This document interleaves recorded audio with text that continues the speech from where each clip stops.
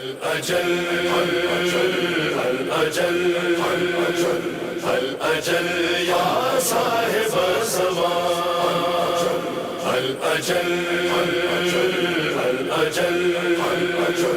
الأجل يا صاحب الزمان الأمان الأمان الأمان الأمان الأمان السلام علیکم ناظرین، آپ کا میزبان مظہر عابدی ایک بار پھر آپ کی خدمت میں حاضر ہے۔ قائم ٹی وی ٹورنٹو کی جانب سے پروگرام عصر نو اور انتظار امام زمانہ کے ساتھ، اور حسب معمول ہمارے ساتھ تشریف فرما ہے معروف عالم دین، معروف خطیب اہل بیت، معروف ذاکر، کسی تعارف کے محتاج نہیں ہے، علامہ جواد حسین عابدی صاحب، اور ان سے ہم تسلسل کے ساتھ گفتگو کر رہے ہیں امام زمانہ کے موضوع پر۔ قبلہ آپ کو اس پروگرام میں دوبارہ خوش آمدید کہتا ہوں، اور قائم ٹی وی کی جانب سے تحفہ عالی مدد۔ مولا علیہ السلام۔ قبلہ قرآن اور اہل بیت ایک سلسلہ ہے، اور ہمیں تعلیمات آل محمد میں یہی ملتا ہے کہ صرف قرآن کافی نہیں ہے، آل محمد سے تمسک رکھو تو سمجھ میں آئے گا۔ اب بات یہاں پہ یہ آ رہی ہے، سوال جو ذہن میں آ رہا ہے کہ پچھلے پروگرام میں بھی میں نے اس آیت کو حوالہ بنایا تھا کہ ذالک الکتاب لا ریب فیہ ھدی للمتقین، وہ کتاب تمام عیب سے پاک ہے، متقی کے لیے ہدایت ہے۔ تو متقی ہونے کے لیے نماز، روزہ، حج، خون، زکوٰۃ ضروری ہے، اس کے بعد متقی بنتا ہے، پھر قرآن ہدایت دے گا، یا قرآن پڑھنے کے بعد وہ نماز، روزہ، حج، زکوٰۃ کرے گا؟ تو یہ ایک الجھا ہوا مسئلہ ہے۔ مولا کائنات نے اس مسئلے کا حل یہ بتایا ہے کہ میری محبت تقویٰ ہے۔ بے شک۔ آپ کے نزدیک کیا اس کا جواب تفصیلی؟ بسم اللہ الرحمن الرحیم، الحمدللہ رب العالمین والصلاۃ والسلام علی اہلہا۔ اس سوال کا جواب وہی ہے جو میرے مولا امیر المومنین امام المتقین کے نزدیک ہے، اور یقیناً میں اور آپ دونوں اس سے متفق ہیں۔ جو حضرت نے فرما دیا وہی قول آخر ہے، لیکن حضرت کے اس قول کو تھوڑا سا سمجھنے کی بھی ضرورت ہے۔ حضرت نے فرمایا میری ہی محبت ایمان کا نام ہے، میری ہی محبت تقوی کا نام ہے، کوئی شک نہیں، 112% یہ بات درست ہے۔ سوال یہ پیدا ہوتا ہے زید نے علی سے محبت کی، اب زید کیا کرے گا؟ سیکنڈ اسٹیج پہ زید اب وہ کرے گا جو علی کو پسند ہے، جو علی چاہے۔ مجھے تعجب ہوتا ہے سنتے ہوئے مظہر بھائی، جب کوئی کہتے ہیں فلاں ماتمی نمازی، فلاں مومن ماتمی، یعنی مومن اور ماتمی کو آپ الگ کیوں سمجھ رہے ہیں؟ الگ کیوں کر رہے ہیں؟ واہ واہ واہ۔ نمازی اور ماتمی کو الگ کنسیڈر کر ہی کیوں رہے ہیں آپ؟ یہ مجھے آج تک بہرحال سمجھ نہیں آیا، آپ کو سمجھ میں آئے گا مجھے بتائیے گا۔ میں اس الجھن کا شکار ہوا ہوں۔ مومن ہوتا ہی وہ ہے جو اہل بیت کا غم گسار، غم کے طریقے ہیں، کوئی رو کے غم دے رہا ہے، کوئی ماتم کر رہا ہے، اپنے اپنے رنگ ہیں۔ تو یہ ایک تو بات ہو گئی۔ اب یہ جو قرآن مجید کی آپ نے آیت کوٹ کی، اس حوالے سے یاد رکھیے گا، اسے ہماری منطقی اعتبار میں دور کہتے ہیں۔ دور کا مطلب ایک چیز کا دوسری چیز کے پیچھے گھومنا۔ قرآن کہہ رہا ہے نماز پڑھو، نماز کہہ رہی ہے کہ قرآن کی طرف آپ، تو یہ دور چل رہا ہے۔ جب آپ تھیوری کو پڑھیں گے، قرآن تھیوری، نماز، روزہ، حج، زکوٰۃ، یہ اس کا پریکٹیکل ہے، آہستہ آہستہ۔ آپ نے تھیوری کو پڑھ لیا، آج بھی امتحانات میں تھیوری کے نمبر الگ ہیں، پریکٹیکل کے نمبر الگ ہیں۔ تھیوری میں بڑے اچھے لے لیے، پریکٹیکل میں فیل ہو گئے تو منہ چھپائے پھر رہے ہوتے ہیں۔ تھیوری تو پوری پڑھ لی، صاحب قاری بھی ہیں، حافظ بھی ہیں، بڑی آیتیں کوٹ کرتے ہیں، بڑا اچھا جانتے ہیں، یہ ہے وہ ہے فلاں، سب کچھ کر لیا۔ عمل کے میدان میں کتنے؟ تو جواب آئے گا 0/0، 0/0، 0/0۔ تقوی محبت یعنی ہو ہی نہیں سکتا کہ کسی شخص کے دل میں محبت علی ہو اور اس کے دل میں محبت نماز نہ ہو، محبت روزہ نہ ہو۔ اور پھر میں اس سے آگے بڑھ کے بات کہہ رہا ہوں، یہ ہو ہی نہیں سکتا کہ کوئی شخص اچھا نمازی ہو، اچھا روزے گزار ہو، وہ اچھا مجلسی نہ ہو، وہ اچھا ماتمی نہ ہو، وہ اچھا رونے والا نہ ہو، یہ ہو ہی نہیں سکتا۔ دھوکے میں ہے وہ شخص جو خود کو سمجھ رہا ہے مومن، لیکن مجلسوں سے صاحب اس کو نہیں ہونا چاہیے، یہ کیوں ہو رہا ہے، وہ کیوں ہو رہا ہے، یہ کیا ہے، وہ کیا ہے، یہ چون چنا جو عزاداری کے معاملے میں بڑا خطرناک مرحلہ ہے۔ مجھے جملہ یاد آ رہا ہے اللہ وحید خراسانی حفظ اللہ کا میں یاد فرماؤں گا، وہ فرماتے ہیں کہ عزاداری کے معاملے میں، خصوصاً اہل بیت کے شعائر کے معاملے میں، یہ ماتمداری کے معاملے میں ہلکا سا وہ کلمہ جو عزاداری کو دھچکا لگائے رسول خدا کی کمر توڑنے کے برابر ہے۔ آج عزاداری کے لیے اپنی زبانوں کو لگام دے کر انسان گفتگو کرے عزاداری کے معاملات میں، یہ جناب سیدہ کی امانت ہے۔ عزاداری میرے آپ کے گھر کی کوئی رسم و رواج نہیں ہے جسے میں اور آپ اٹھ کے ختم کرنا شروع کر دیں، یہ جناب زہرا کی امانت ہے۔ باہر کے تقوی انسان کے پاس اسی وقت آتا ہے جب وہ واقعتاً اپنے آپ کو آمادہ کرتا ہے، قرآنی آیات کو پڑھے، اپنے اوپر نافذ کرنے کی کوشش کرے۔ میں ایک جملہ اور روایت کوٹ کر دوں تاکہ بات میری اور آپ کی نہ رہے، بات امام کی بن جائے۔ اصول کافی میں روایت موجود ہے 3 جلد کے اندر۔ آپ سے کسی نے پوچھا کہ تقوی کیا ہے، چوتھے امام سے پوچھا گیا، امام نے ایک جملے میں آسان جواب دیا، حلال خدا کو عمل انجام دینا، حرام خدا سے بچنے کا نام تقویٰ ہے۔ بس آج جواد حسین عابدی کو یہ چاہیے، مظہر عابدی کو یہ چاہیے، اگر تقوی کی اسٹیج پہ میں آنا چاہتا ہوں، کم سے کم میں اپنی بات کر رہا ہوں، سب سے پہلے جو حلال ہے وہ کروں، حرام سے بچ جاؤں۔ آج دوسرے کو حلال حرام بتانا بہت آسان ہے، لیکن دیکھنا جب اپنے گریبان میں جھانک کر دیکھیں تو قرآن کہتا ہے اتأمرون الناس بالبر وتنسون انفسکم، بڑی کڑوی عجیب ہے بات یہ۔ اور میرے مولا فرماتے ہیں قولوا الحق ولو کان مرا، سچ کہو چاہے کڑوائی کیوں نہ ہو۔ آج کوئی سچ کہنے کو تیار نہیں ہے۔ قرآن کہتا ہے تم لوگوں کو تو اچھائی کا درس دیتے پھرتے ہو، اپنے آپ کو بھولے بیٹھے ہو۔ آج معاشرے میں 80% لوگ یہی ہیں، آپ دیکھ لیں نکل کر، ہر آدمی ایسے دے رہا ہوگا جیسے کہ تقوی کی اعلیٰ منزلوں پہ فائز ہے، اور اس کے اعمال کو آپ دیکھیے۔ آج مجھے چاہیے میں اپنے آپ کو پہلے پیش کروں، پھر آپ اپنے آپ کو میں تبلیغ کے منزل میں 40 سال رسول خدا اس لیے چپ نہیں رہے کہ نعوذ باللہ انہیں پتہ نہیں تھا میں نبی ہوں، اچانک پتہ چل گیا۔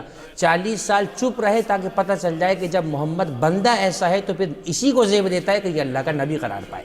تو تقویٰ بہرحال انسان آہستہ آہستہ اسٹیجز کو گزارتا ہوا ہے تو انشاءاللہ وہ تقوی کی منزل پہ آ سکتا ہے۔ واہ واہ واہ۔ ناظرین، آپ نے دیکھا اور سماعت فرمایا کہ علامہ صاحب نے اپنی گفتگو میں جو بات واضح کی ہے، اس میں ایک اور بہت بڑے مسئلے کا حل بھی آپ کو مل رہا ہے اگر آپ تھوڑا سا توجہ دیں کہ علی کیا ہے؟ حق، حق کیا ہے؟ علی، قرآن کیا ہے؟ علی، علی کیا ہے؟ قرآن۔ یہ آل محمد کی مختصر ترین تعریف جو ہم لوگ سنتے ہیں، علماء سے اور کرتے ہیں۔ تو آج کل ایک ایشو یہ بھی بنا ہوا تھا کہ علماء سے بھی سوالات ہو رہے تھے اور ہم جیسے ادنا نوکروں سے بھی سوالات ہوتے ہیں کہ حسین افضل ہے یا نماز؟ تو علامہ کی اس بات میں آپ دیکھیے، آپ کے اس سوال کا جواب بھی موجود ہے کہ تقابل یعنی کہ کمپیریزن کے لیے دو فریقین کا ہونا ضروری ہے۔ ماشاءاللہ۔ حسین کیا ہے؟ نماز۔ نماز کیا ہے؟ حسین۔ دوسرا فریق کہاں ہے؟ تو لہذا کبھی بھی ان چیزوں کو آپ ایشو نہ بنائیں اور اپنے عقیدوں کو خراب نہ کریں۔ یہ معاملات صرف معرفت سے حل ہوتے ہیں، اور علامہ صاحب نے بہت تفصیل سے جواب دیا۔ علامہ صاحب، روایات میں ایک بات یہ ملتی ہے کہ امام نے جب اپنی ظہور کے بارے میں جب اصحاب سے یا دوستوں سے گفتگو کی تو اس میں کہا کہ خبردار ہماری غیبت کبریٰ میں تلوار مت اٹھانا۔ قول امام تو واجب ہے، وہ تو ماننا ہے ہر حال میں۔ تو اس کی کیا حل کیا ہے اس کا آپ کے نزدیک؟ بسم اللہ الرحمن الرحیم۔ یقیناً یہ بھی جو جملہ آپ نے بیان فرمایا یہ واضح طور پر ہماری روایات میں موجود ہے کہ غیبت امام زمانہ میں کوئی بھی ایسا اقدام، کوئی بھی ایسا ایکٹ، کوئی بھی ایسی سرکار کوئی ایسا آپ لفظ رکھیے جو مناسب ہو، کوئی بھی ایسی ایکٹیویٹی جس سے مومنین کی جان خطرے میں پڑ جائے، خونریزی کا ڈر ہو، کوئی بھی ایسا عمل حتی المقدور اوائڈ کرنا ہے، آپ ٹھیک ہے، اوائڈ کرنا ہے۔ اب آپ نے کہا کہ جناب کیا آپ نے روضات مقدسہ، امام بارگاہ، مساجد کے لیے نہ اٹھائیں؟ ایک لفظ ہے قانون کی کتاب میں سیلف ڈیفینس، ٹھیک ہے، وہ قانون کی دنیا کی جو کتاب ہے نا، انٹرنیشنل لا جو ہے سب میں لکھا ہے سیلف ڈیفینس۔ اسلام میں بھی یہ چیز موجود ہے۔ سیلف ڈیفینس تو ہر کسی کو حق ہے۔ صاحب میرے گھر پہ کوئی حملہ کرنے آ رہا ہے، میں بیٹھا رہا ہوں کہ نہیں ظہور ہوگا تو میں اپنا دفاع کروں گا، نہیں، دفاعی حملہ کر سکتے ہیں آپ، دفاع کے طور پہ کر سکتے ہیں آپ، چڑھائی نہیں کرنی ہے، پہل نہیں کرنی ہے۔ اور اسلام کا خاصہ اور خوبصورتی یہی ہے، اگر آپ کے پاس اجازت ہو، وقت ہو تو میں جملہ عرض کروں، امیر المومنین جیسا بہادر شاید کائنات میں کوئی پایا جائے، شاید سواری پر، یعنی ختم ہے بہادری میرے مولا امیر المومنین علیہ الصلوۃ والسلام پر۔ میدان جنگ میں تشریف لے جاتے تھے، اپنے دشمن کے سامنے 3 پیشکش کرتے تھے، اسے جا کر کہتے تھے بھاگ جا۔ اب وہ سامنے سے کہتا تھا یا علی میں بھاگوں گا نہیں۔ دیکھیے ضروری نہیں ہے کہ کافر میں ہر چیز بری ہو، کافر میں کچھ چیزیں اچھی ہو سکتی ہیں۔ کافر تھا مگر یہ سمجھتا تھا میدان سے بھاگنا بری بات ہے۔ سوچئے کوئی مسلمان ہو کے فرار کر جائے تو وہ کہاں جا رہا ہے؟ بھاگ جا۔ وہ کہتا تھا نہیں بھاگوں گا نہیں۔ کہا اچھا نمبر 2 مجھ پہ حملہ کر، اسلام قبول کر لے۔ وہ کہتا نہیں اسلام بھی قبول نہیں کروں گا، بھاگوں گا نہیں، اسلام بھی قبول نہیں کروں گا۔ نمبر 3 اور آخری مولا کہتے تھے چل پھر تلوار پہلے تو چلا۔ دنیا کوئی دکھائے ایسا بہادر جو دشمن کو میدان میں کھڑے ہو کے کہہ رہا ہے چل تو حملہ پہلے کر۔ اس نے کہا یا علی یہ آپ کیوں کہتے ہیں؟ فرمایا اس لیے کہتا ہوں کیونکہ میں نے اگر حملہ کیا تو بچے گا ہی نہیں، تیرے دل میں حسرت رہ جائے گی کاش میں علی سے کچھ لڑتا ہے، تو پہلے تو اپنی حسرت پوری کر لے، پھر جو ہماری ذوالفقار چلے گی تو برابر کا پورا ہو جائے گا۔ اسلام کی کسی جنگ میں اس طرح نہیں ہو سکتا کہ اسلام نے کہیں جا کے چڑھائی کی ہو سوائے چند مقامات کے، جہاں اب اس کو میں یوں واضح کر دوں، کافر حربی جسے کہا جاتا ہے، جو جنگ کو آمادہ تھے، باقاعدہ تلے ہوئے تھے، مسلمانوں کے خون کے پیاسے تھے، ان کو قتل کرنے کا، ان سے قتال کرنے کا حکم دیا گیا تھا۔ لیکن بہرحال یہ بات یاد رکھیے کہ اسلام نے قطعاً کبھی بھی پہل کا حکم نہیں دیا۔ غیبت کبریٰ کا معاملہ دوسرا ہے، امام آپ کا پردے میں ہے، آپ نے صاحب کسی کو موٹیویٹ کر دیا، کچھ لوگوں کو جمع کر لیا، خدا نہ خواستہ کلیش ہو گیا، کچھ لوگوں کی جانیں چلی گئیں، یہ خون کس کے گلے میں جائے گا؟ اسے نفس محترمہ کہتے ہیں، محترم جان، مومن کی جان محترم ہے، آپ نے ایک آدمی کو مروا دیا کسی ایکٹیویٹی کے اندر جا کر، یہ خون کس کے گلے میں جائے گا؟ یہ اس کے گلے میں جائے گا جس نے غیبت میں دوسروں کو آگے لا کر اس طرح کھڑا کیا۔ غیبت امام زمانہ میں، بلکہ میں تو یوں کہوں اظہر بھائی، اگر ہم سوال کو تھوڑا سا اس کے ڈائمینشن کو چینج کر لیں، آپ جہاد بالسیف پر پہلے کیوں جا رہے ہیں؟ اس کے سٹیجز کچھ اور بھی ہیں۔ سب سے پہلے جہاد باللسان ہے، کیا وہ زبان کا لسان جہاد ہم نے پورا کر لیا؟ زبان سے آپ نے لوگوں کو باتیں پہنچا دی جو اس پر آ گئے۔ جہاد بالقلم، آپ خود ایک شاعر اہل بیت ہیں ماشاءاللہ، خدا آپ کے قلم میں فکر میں مزید پرواز اور برکتیں عطا فرمائے۔ قلم سے جہاد کرنا، میں سمجھتا ہوں اس پرآشوب دور میں جو آپ قلم سے عقیدہ یا جو مولا کی عزا اور ولا کو بیان کر رہے ہیں، اس سے بڑا جہاد کیا ہے؟ بلکہ روایات میں یہ ہے کہ شہداء کا خون علماء کے قلم کی سیاہی سے افضل ہے، کیونکہ وہ شہداء جو اہل بیت کی راہ میں ان کی معیت میں مارے جائیں۔ لیکن غیبت امام زمانہ کا معاملہ بالکل الگ ہے۔ اب یہاں پر کیا ہو رہا ہے کہ غیبت امام زمانہ میں حکم یہ ہو رہا ہے کہ جہاد بھی سیف سے روکے رہو، خود سے کوئی انتہائی اقدام نہ کرو کہ مومنین کی جان خطرے میں پڑ جائے۔ جہاد باللسان کا درجہ پہلے ہے۔ کسی نے پوچھا پیغمبر سے کہ جناب کسی ظلم کو روکنے کا طریقہ کیا ہے؟ کہا پہلے زبان سے روکو، زبان سے نہیں روک سکتے ہاتھ سے روکو، ہاتھ سے نہیں روک سکتے دل سے اس چیز کو کم سے کم برا جانو۔ ہمارے یہاں جہاد باللسان کسی نے پورا نہیں کیا ابھی، کوئی زبان سے اچھی بات کرنے کو کسی کو تیار نہیں، جسے امر بالمعروف کہتے ہیں۔ ارے ہم کیوں کہیں، وہ ہمیں پتہ نہیں کیا سوچے گا، یہ ہمارے یہاں بہانے ہوتے ہیں امر بالمعروف نہ کرنے کے۔ جہاد بالنفس، یہ سب سے بڑا خطرناک مرحلہ، اور اس پہ میں آپ کے سوال کو سم اپ کر دیتا ہوں۔ نفس کا معنی عام لفظوں میں آپ کہیں انا، یہ جیسے کہتے ہیں نا انا پرستی، اور یہ بھی عجیب بات ہے کہ گرامر کے اندر جو فرسٹ پرسن کی ضمیر ہے اسے انا ہی کہتے ہیں عربی میں، انا و علی من نور واحد۔ سامنے والے دشمن کو مارنا بہت آسان ہے، یہ جو اندر دشمن بیٹھا ہوا ہے نا نفس کی صورت میں، جس نے اسے مار لیا وہی حقیقت میں کامیاب ہے۔ علی کا نفس اگر اللہ نے خریدا ہے نا تو علی نے اپنے نفس کو پہلے مارا ہے، علی کا نفس اس لائق تھا کہ اللہ اسے خریدے۔ تو میں سمجھتا ہوں سب سے پہلے جہاد باللسان ہے، جہاد بالنفس ہے۔ جو شخص ان منزلوں سے آگے گزر گیا وہ دعا کرے کہ امام کا ظہور ہو جائے اور اسے امام کے انصار کے ساتھ تلوار چلانے کا موقع مل جائے تاکہ اس کا یہ شوق بھی پورا ہو۔ جزاک اللہ، جزاک اللہ، واہ واہ واہ۔ ناظرین، جہاد باللسان جاری ہے، وقت ہوا ایک چھوٹے سے وقفے کا۔ صاحب زمان الاجل الاجل الاجل۔ السلام علیکم ناظرین، ہم وقفے سے واپس آ چکے ہیں اور بہت دلچسپ اور علمی گفتگو فرما رہے ہیں علامہ جواد حسین عابدی صاحب، اور موضوع ہمارا چل رہا ہے جہاد بالسیف اور جہاد باللسان۔ علامہ صاحب، جہاد باللسان کے بارے میں آپ کچھ بیان فرما رہے تھے۔ بسم اللہ الرحمن الرحیم۔ جہاد باللسان یعنی لفظی ترجمہ واجب ہے کہ زبان سے جہاد کرنا۔ اچھا، سب سے پہلے جہاد کا بھی معنی اپنے سننے والوں کے لیے عرض کر دوں، اپنے دوستوں کے لیے، اپنے بچوں کے لیے، اپنے چھوٹوں کے لیے۔ جہاد کا روٹ ورڈ عربی اعتبار سے ہے جیم ہا دال، جہد سے، جہدہ، اس کا روٹ ورڈ جسے ہم مصدر کہتے ہیں اپنی عربی کے اندر، جہد سے نکلا ہے جہاد۔ جہاد کا معنی اس وقت بدقسمتی سے ہمارے ذہن میں جو مشرق وسطیٰ کے حالات و معاملات رہے، جہاد کا معنی لوگوں نے سمجھ لیا لوٹ کھسوٹ، میں تجھ پہ حاکم ہو جاؤں تو مجھ پہ حاکم ہو جائے، میں تیرا ملک لوٹ لوں تو میرا۔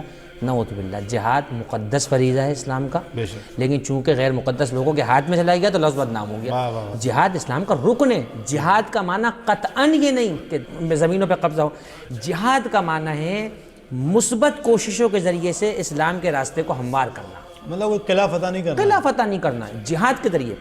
اب یہ جو جہاد باللسان ہم نے کہا یعنی زبان کے ذریعے سے کوشش کرنا۔ اب میں جہاد کا ترجمہ کرتا ہوں جو ہم لوگ کر رہے ہیں، جو الحمدللہ جہاد زبان سے کوشش کرنا۔ زبان سے کوشش کرنے میں کیا ہے؟ آج اس وقت اتنا ڈپلومیٹک ہو چکا زمانہ کہ کسی کے لیے لکھنا تو دور، سوچنا تو دور، کچھ بولنے کو تیار نہیں ہے۔ اور اس بولنے کو اسمارٹنیس کیا سمجھتے ہیں کہ ہم تو بھائی کسی چکر میں نہیں پڑتے، یقین مانیے ایسے لوگوں کا قیامت میں سب سے برا حال ہونے والا ہے۔ امام حسین کی زیارت میں ایک لفظ ہے لعن اللہ من ظلمت کا ولعن اللہ من قتلت کا ولعن اللہ من سمعت بذالک فرضیت بے۔ خدا ان پہ بھی لعنت کرے جنہوں نے حسین کو قتل کیا، ان پہ بھی لعنت کرے جنہوں نے حسین پہ ظلم کیا، خدا ان پہ بھی لعنت کرے جنہوں نے حسین کی آواز کو سنا اور چپ رہ گئے۔ اس کا مطلب یہ ہوا ظلم پہ چپ رہنے والا بھی لعنت سے نہیں بچے گا۔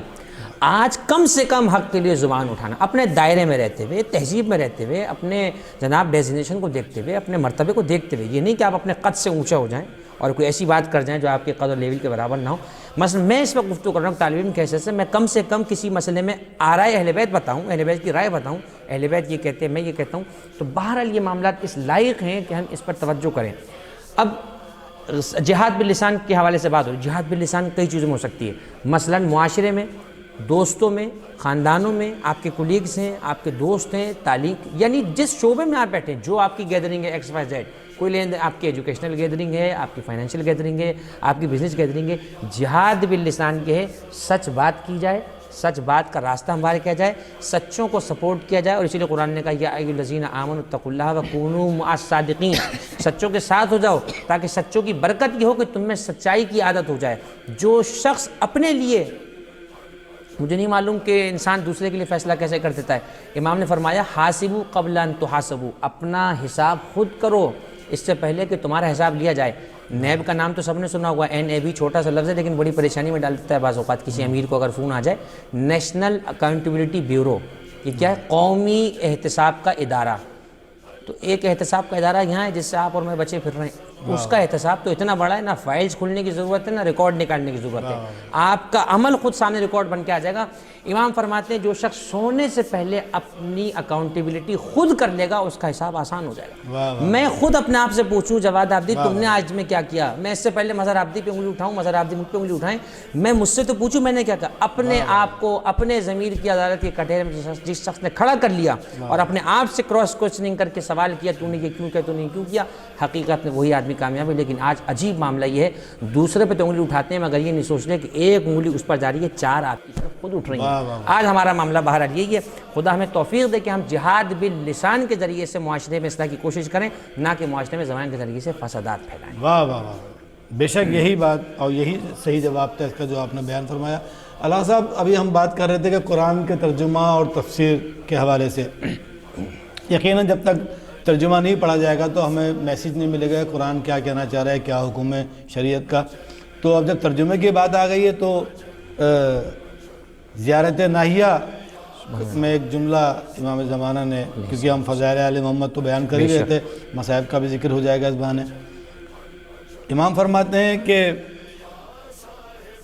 جب میرا جد زخموں سے چور ہو کر گھوڑے کی زین سے زمین پر آیا، شریعت منسوخ ہو گئی۔ اللہ اکبر۔ یہ امام زمانہ کے جملے ہیں زیارت ناہیہ میں۔ یقیناً امام نے کہہ دیا بات تو ختم ہے، لیکن کیونکہ ناظرین تک علم پہنچانا ہے اور سوال کرنے سے علم بڑھتا ہے، آپ فرما چکے ہیں، تو ہمارے ناظرین کو یہ بتائیے کہ شریعت منسوخ اگر ہو گئی ہے تو ہم جو اعمال کر رہے ہیں، نماز روزہ ماتم داری ایکس وائی زیڈ، تو یہ منسوخ شدہ ہے یا اس کا کوئی اور استعارہ ہے یا کیا تشبیہاتی بات ہے؟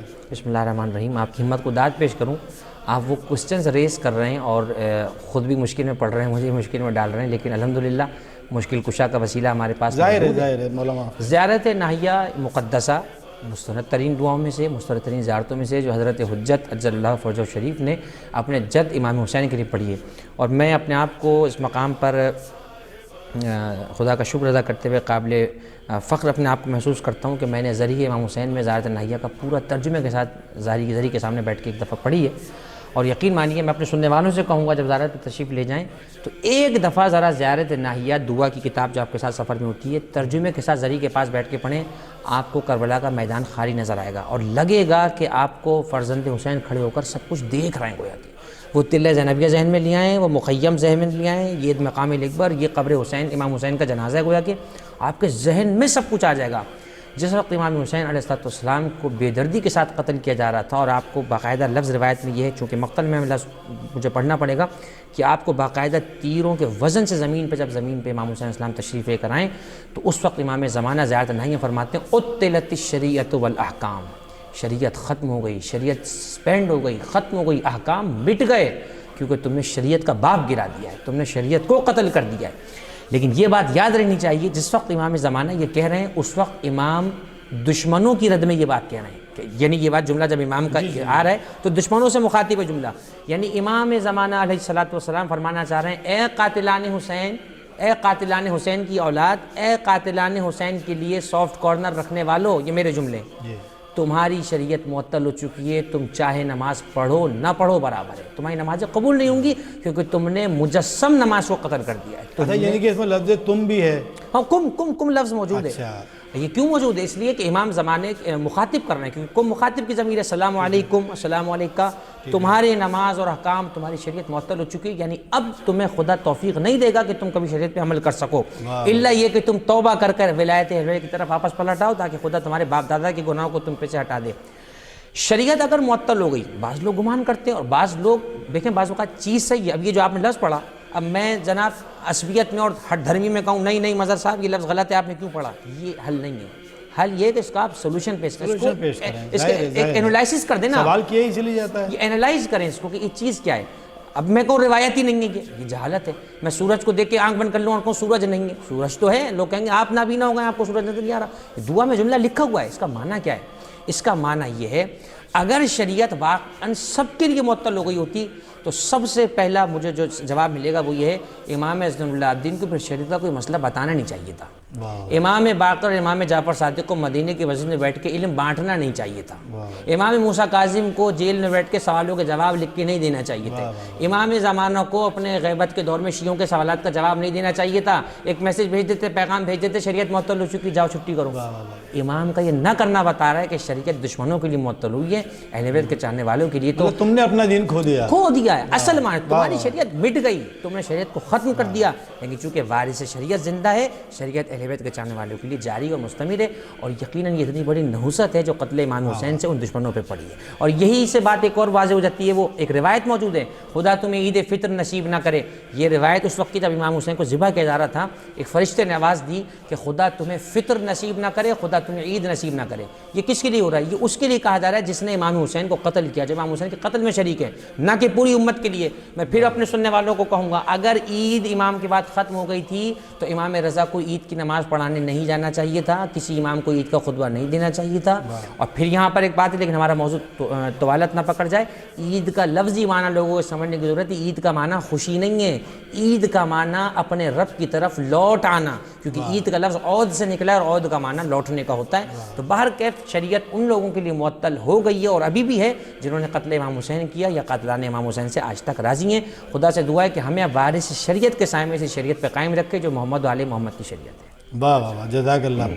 یعنی کہ ہمارے سمجھنے کا پھر ہے جی، اور اس میں ایک لفظ نے پوری جو ذہنی الجھن تھی وہ دور ہو گئی کہ ان کی شریعت جنہوں نے حسین کو قتل کیا، جنہوں نے آل محمد کا گھر لوٹا، ان کی شریعت منسوخ ہو گئی، ہماری نہیں ہوئی۔ الحمدللہ، جو اس طرف ہیں حر، بالکل، ہاں، حر کے کیمپ میں، حر کے کیمپ میں، سلامت حبیب کے کیمپ میں سلامت نہیں ہوئی ہے۔ بہرحال اچھا، علامہ صاحب یہ بیان فرمائیے کہ اگر اس دور میں یہ جو پراشرف دور چل رہا ہے، اگر کوئی شخص امام زمانہ کی زیارت کا مشتاق ہو، زیارت کرنا چاہتا ہو، تو وہ کون سے اعمال ہیں، وہ کون سے عقائد ہیں، وہ کون سے وظیفے ہیں جس کے ذریعے وہ اپنی یہ خواہش پوری کر سکتا ہے؟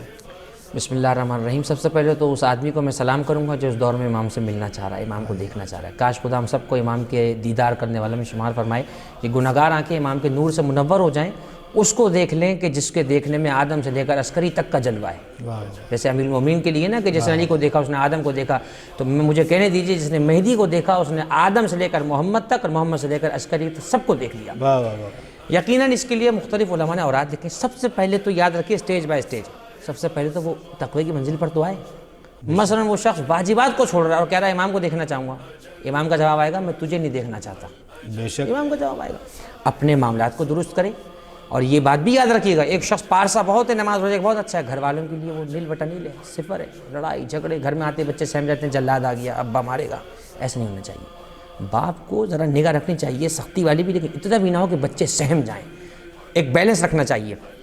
جو شخص آہستہ آہستہ اپنے گھر والوں کے لیے، دوسروں کے لیے، معاشرے کے لیے اچھا فرد بنتا چلا جائے گا، شریعت کی نگاہ میں ایک اچھا فرد بن جائے گا، اس کو پھر حق ہے کہ وہ یہ تمنا کرے اور وہ پھر اسٹیج پر آئے۔ باقاعدہ روایات میں مثلا نادیلی کے نام سے پوری کتابیں وظائف نادیلی کے نام سے آپ لوگوں نے دیکھی، اس میں باقاعدہ دیدار امام زمانہ کے لیے، دیدار رسول اللہ کے لیے روایات موجود ہیں ماحکم میں کہ مثلا 75 بار جو نادیلی کا ورد کرے، پاک و پاکیزہ ہو کر، طہارت کے ساتھ خوشبو لگا کر، 2 دن روزہ رکھ کر، قبلہ رخ ہو کر، قرآن کا فلاں سورہ پڑھ کر، دعا پڑھ کر، دعائے توسل پڑھ کر، امام حسین پر رو کر، یعنی ان آنسوؤں کو وسیلہ بنائے امام زمانہ تک جانے کا، اے مولا میں آپ کے جد پہ رو رہا ہوں، مجھے اپنے دیدار کرا دیں۔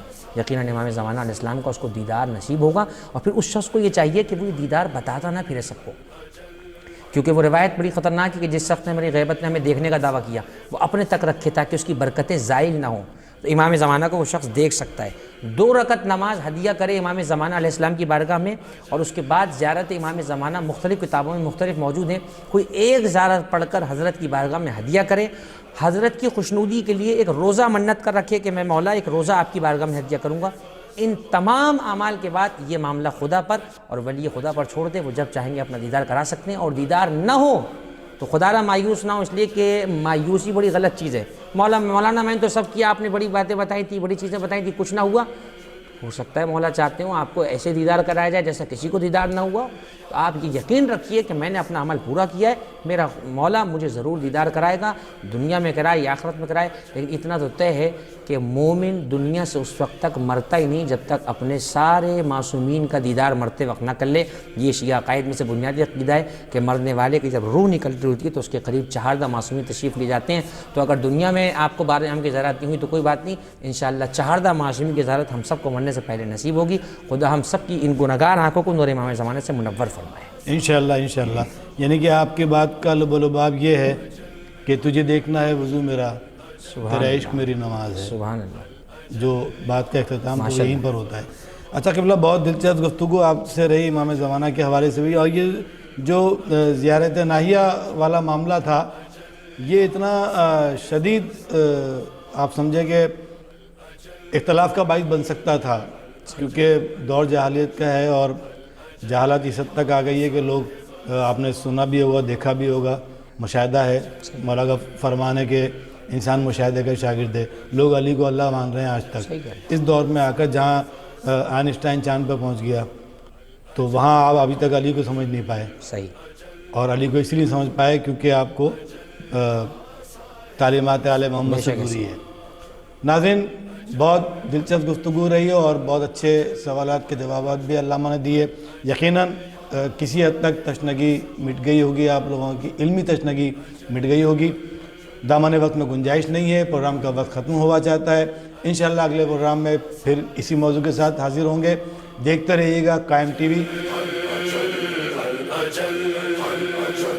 الأجل يا صاحب الزمان، الأجل الأجل